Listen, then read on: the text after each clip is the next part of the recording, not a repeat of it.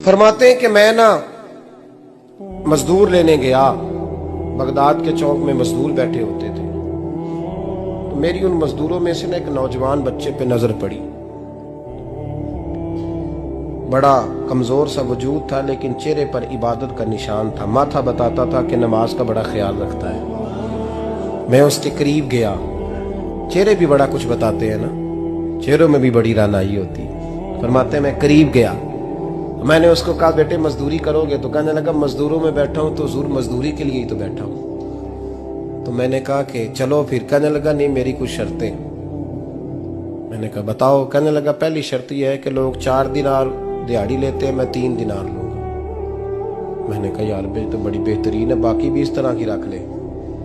उसने कहा हुजूर दूसरी शर्त यह है कि मैं आपकी मुकम्मल बात मानूंगा, लेकिन जब अजान हो जाएगी फिर आपकी नहीं सुनूंगा। तीसरी बात उसने ये की कि हुजूर मैं आपके घर में काम करूंगा पर आपके किसी सवाल का जवाब नहीं दूंगा। कहते मैंने कहा यार तू बड़ा अजीब है, शर्तें तो मालिकों की होती हैं। कहने लगा जी बहरहाल मैं शर्तें लगा के जाता हूं। फरमाते मैं उसे घर ले आया, काम मैंने उसको बताया, तो जो काम मजदूर सारे दिन में करता है ना उसने 2 घंटे में ही कर दिया। हमारे मजदूर सिगरेट पीने में भी तो आधा घंटा लगाते हैं, वो चाय पीने जाएं तो पौना घंटा। वहां उनको भी तो ध्यानदारी करनी चाहिए कि नहीं करनी चाहिए? ने मुआहदा किया है ना जी, तो पूरा उतरना चाहिए ना। कहते 2 घंटे में। अब काम जब बंदा शुरू कराता है तो काम और निकल आता है। कहते काम मैंने उसको और बता दिया, वो करने लगा। उसने मिट्टी निकाल के रखी थी बाहर रास्ते में, तो अजान हो गई जोर की। उसने वहीं कुदाल छोड़ी कही और चलने लगा। तो मेरा बेटा कहने लगा इसको जरा बराबर कर दो। कहने लगे चुप कर जा, तेरे बाप से बात हुई थी, जब अजान होती है तो मैं किसी और की नहीं सुनता, सिर्फ अल्लाह रसूल की सुनता हूँ। कहते हो मस्जिद चला गया, नमाज पढ़ के आया तो दोपहर का वक्त था। मेरी बीबी कहने लगी इसको को खाना खा ले। कहते हमने कहा खाना खा लो, तो कहने लगा मैंने रोजा रखा, रमजान भी नहीं था, नफली रोजा रखा हुआ। फरमाते हैं शाम हुई, मैंने 3 दिनार दिए। तो मैंने कहा तेरा नाम क्या है? कहने लगा मैंने आपसे कहा था मैं किसी सवाल का जवाब नहीं दूंगा।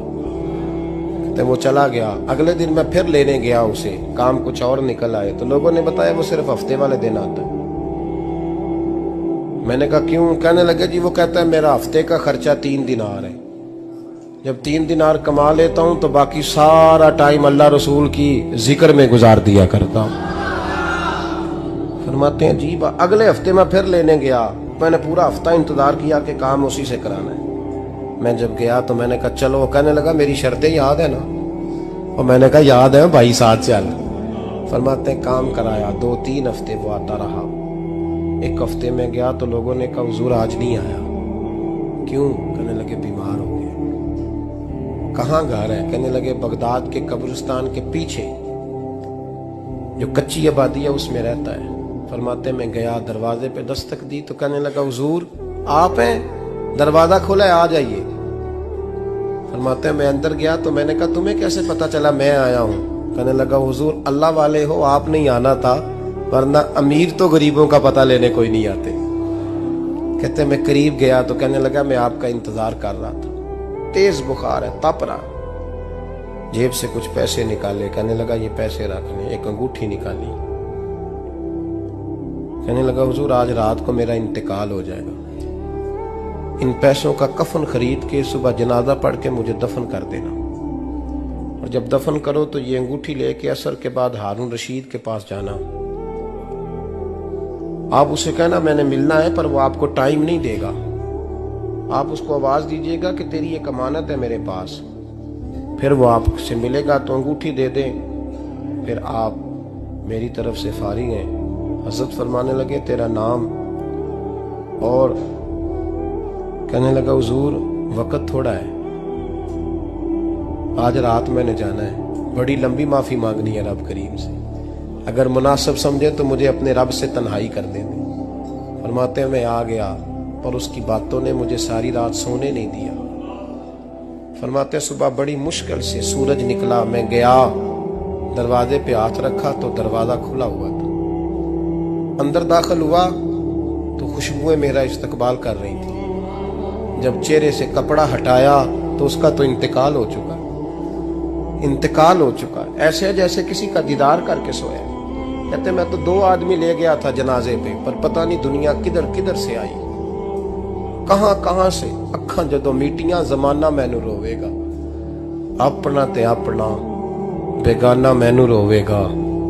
फरमाते हैं मैं तो 2 बंदे ले गया था, पर पता नहीं मखलूक कहां कहां से आई। जनाजा पड़ा, दफन किया।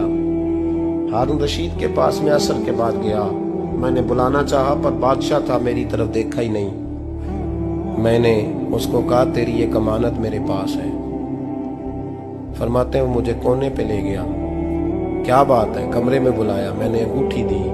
हारून रशीद तो चीखे मारने लगा, कहने लगा अंगूठी वाला कहाँ है? मैंने कहा वो तो इंतकाल कर गया। कहने लगा मुझे कब्र पे ले चल।